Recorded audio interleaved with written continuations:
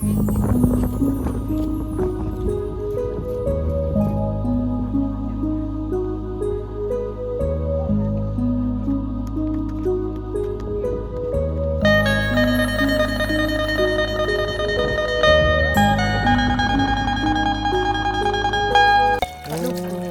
ดุกเลี้ยงเองบ่หรือว่าซื้อมาตานเนาะตานถ้วยตามทักทายสบายดีพี่น้องสุขคนและก็ FC ทุกคนที่กำลังติดตามและรับชมคลิปวิดีโอของเบาคุยอยู่เนาะเดี๋ยวนี้เบาคุยกับอยู่ที่หมู่บ้านรับแลแห่งหนึ่งทุกคนสิพาพี่น้องมาเบิ่งบรรยากาศอยู่ที่หมู่บ้านเขาเจ้าว่าเป็นแบบใดหรือว่าเขาเจ้าเฮ็ดหยังในแต่ละมื้อนะทุกคนตามไปนำกันทุกคนเลยนี่ก็คือบรรยากาศอยู่ที่หมู่บ้านเขาเจ้าทุกคนชาวบ้านเดี๋ยวนี้เขาเจ้าพักผ่อนบ่ได้ไปใส่บ้านชวนแต่บนตัวมาเปาะเลยเฮ็ดเด้อเลยโง่เจ็ดตรีเจ็ดตรีปุยโน่ให้เจ็ดตรีเจ็ดตรีเนี่ยเขาพอนแต่ว่ามื้อนี้เขาจะพักผ่อนทุกคนแต่มื้อวานนี้เขาจะพักผ่อนเนาะตอนหอดมื้อนี้เพราะว่าเขาเจ้าก็ตอนรับปีใหม่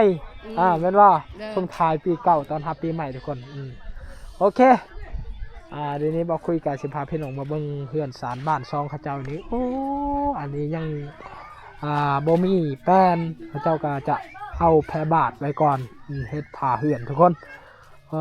ทุกคนเลยอันนี้ก็คือบรรยากาศอยู่ที่หมู่บ้านเขาเจ้าทุกคนเลยเป็ดไก่เขาเจ้าลายได้อยู่นี่มีห้านอยู่นี่เนาะมีห้านขายเครื่องเล็กๆน้อยๆทุกคนบรรยากาศเนี่ยแล้วเห็นสารบ้านซองเขาเจ้านี่ก็จะเฮ็ดตามงบประมาณเฮาได้สำใดเฮาก็เฮ็ดสำนั้นไปก่อนทุกคนนี่ยังบ่มีแป้นจะเอาแพร่บาทไว้ก่อนกันชวนมาตานเนาะตานถ้วยจะเฮ็ดอาหารไก่บ่นี่ไก่กำลังเฮ็ดกินเนาะบ่ได้ไปไฮบ่มื้อนี้เละปอบ่ได้มื้อนี้พักผ่อนเนาะเป็ดไก่เขาเจ้าลายได้นี่ได้ทุกคนรวมนี่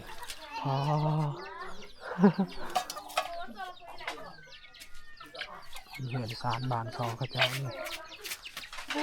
บรรยากาศอยู่ที่หมู่บ้านเขาเจ้ามีขาอะไรทุกคน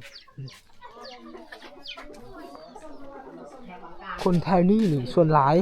เขาเจ้าจะขับรถเวียดนามทุกคนเขาเจ้าก็อยู่ติดเวียดนามได้คนในหมู่บ้านนี้เนาะ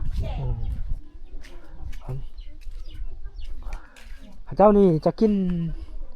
น้ำห้วยอาบน้ำห้วยทุกคนในกามนี่น้ำปลา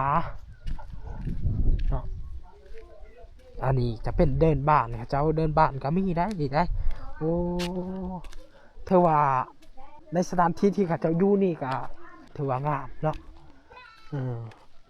ดีบ้างสถานที่เดินเตะบ้านก็มีแล้วก็อันนี้จะเป็นหมู่บ้านเขาเจ้าจะเป็นหมู่บ้านน้อยๆทุกคนนี่คือที่ธรรมศาสตร์อยู่ที่หมู่บ้านเขาเจ้าเฮือนซานบ้านซองเขาเจ้านี่ก็จะเป็นเฮือนแปลนแล้วก็ถ้าว่ายังบ่มีแปลนนี่เขาเจ้าจะเอาแพร่บาทเฮ็ดผ้าเฮือนสบายดีบ้านชวนกันเยอะอันนี้บ้านยังเขาเอิ้นนี่บ้านชัยชนะบ่ถ้าว่าผู้ที่อยู่ในหมู่บ้านนี่เป็นบ้านเดียวกันบ่หรือว่าบ้านอื่นแน่ที่เขามาอยู่ในหมู่บ้านต่างบ้านและมี4หมู่บ้านไปอยู่มี4หมู่บ้านไปอยู่ร่วมกันแม่นบ่ถือว่าบรรยากาศในหมู่บ้านเขาเจ้านี่ก็คักอะไรได้ทุกคนแต่ว่าอยู่ในสถานที่แห่งนี้จะมี4หมู่บ้านอยู่รวมกันเป็นพี่น้องกันบ่หรือว่าใดเป็นพี่น้องทางความเชื่อนะทางความเชื่อเป็นพี่น้องทางความเชื่อทุกคนเขาเจ้าจึงอยู่ได้เนาะเอาสิพาพี่น้องมาเบิ่งวิธีหมู่บ้านเขาเจ้าอยู่ในหมู่บ้านนี้มีอยู่จักหลังคาเฮือน7หลังคาเฮือน7หลังคาเฮือนบ่7หลังคาเฮือนแล้วก็7ครอบครัวเลยเป็นบ่ เออมี7 ครอบครัวทุกคนมีคนอยู่ประมาณจักคน ครอบครัวหนึ่งบ่ มีบางครอบครัวก็6 คนบางครอบครัวก็3 คน บ่รวมเลยรวมเลย รวมเลย รวมในหมู่บ้าน แม่นบ่บ้านบ่ประมาณ37นี่แหละ ประมาณ37โอ้37 คนทุกคน แต่ว่าแต่ละมื้อนี่เฮ็ดหยังในแต่ละมื้อนี่เฮ็ดไห้บ่หรือว่าเฮ็ดมันต้นหรือว่าเฮ็ดหยัง แม่นเฮ็ดมันต้น เฮ็ดสวนมันต้น แม่น เฮ็ดไห้ แม่นเฮ็ดให้ ไห้ก็เฮ็ดสวนมันต้นก็เฮ็ดเนาะโอ้ทุกคนเอาโรงเรียนไปเรียนอยู่ไสมีบ่โรงเรียนอยู่นี่ บ่มีนะ บ่มีโรงเรียน บ่มี อ๋อ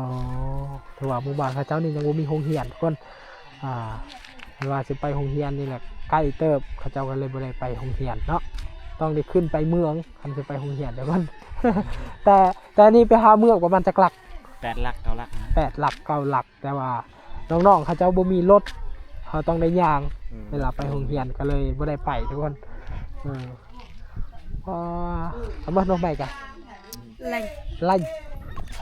อันนี้คือวิถีชีวิตของคนชาวบ้านเขาเจ้าจะกินน้ำตัวนี้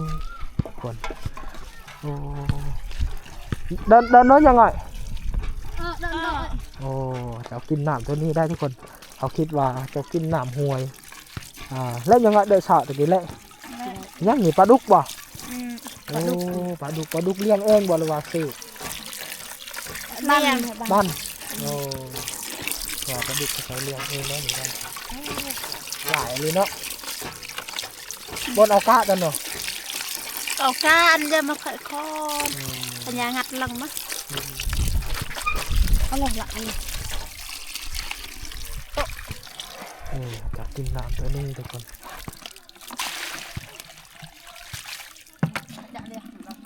bắt đầu mới bèn ta làm cái nào mới tệ mới một cái đi කරna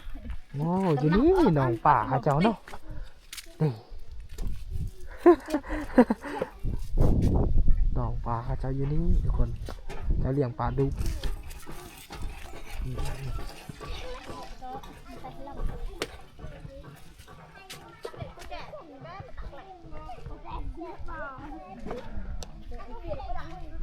อากาศไม่นี่ดีขนาดเลยทุกคน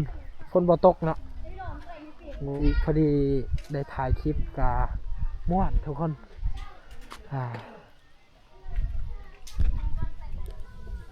เส้นทางตัวนี้ครับว่าไปถึงผลจะเป็นเวียดนามหรือว่ายังมีหลายๆหมู่บ้านอีกทุกคนจะเป็นบ้านชนเผ่าปะโกะอีกเนาะแต่ว่าชนเผ่ากะโดก็คือสิ้นสุดอยู่ที่นี่เลยทุกคนถ้าว่าไปถึงจะเป็นชนเผ่าปะโกะอีกเนาะแล้วก็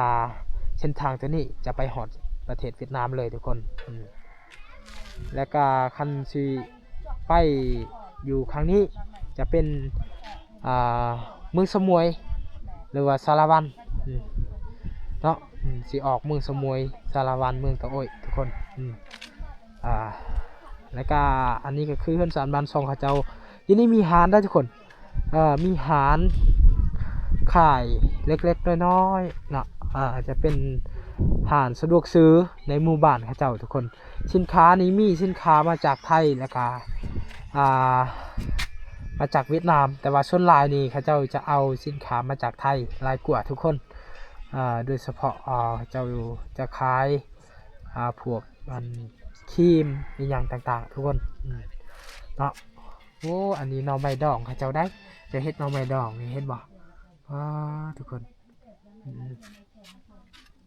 อันนี้จะเป็นน้ำมันเขาเจ้าขายน้ำมันอยู่นี่ทุกคนนี่เห็นบ่น้ำมันนี่แต่ว่าบอกคุยกับบุกเขาไปเนาะอันนี้คือบรรยากาศอยู่ที่หมู่บ้านเขาเจ้าทุกคนเลย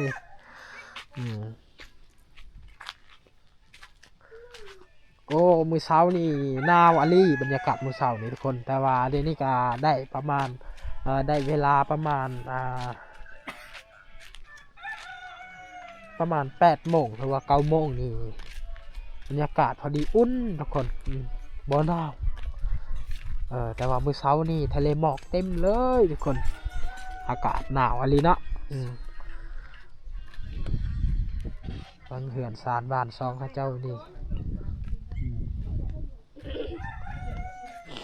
คนชาวบ้านที่นี่เขาเจ้ายังบ่ทันได้ไปให้ไปสวนได้มื้อนี้เขาเจ้าพักผ่อนทุกคนพักผ่อนเพราะว่าเขาเจ้าก็ตอนรับปีใหม่เดี๋ยวนี้ก็จะเป็นปี2026แหละทุกคนเพื่อนสารเขาเจ้านี่เอาโอเคทุกคนเราคุยต้องขอบคุณหลายๆพี่น้องทุกคนที่ได้ติดตามและรับชมคลิปวิดีโอของเบาคุยอยู่นะเอาเดี๋ยวนี้ก็จะเป็นปี2026แล้วทุกคนปีใหม่เนาะก็ขอให้พี่น้องมีสุขภาพแข็งแรงร่ำรวยให้สบายดีอยู่ดีมีแหงเด้อทุกคน FC ทุกคนและก็พี่น้องทุกคนก็ให้มีการเจริญรุ่งเรืองในการงานเนาะเอาอย่างใดก็ต้องขอบคุณหลายๆพี่น้องทุกคนที่ได้ติดตามเบาคุยและรับชมให้กำลังใจเบาคุยเฮ็ดคลิปทุกคนเอาคลิปนี้ก็ขอจบเพียงเท่านี้บ๊ายบายเจอกันคลิปต่อไปทุกคน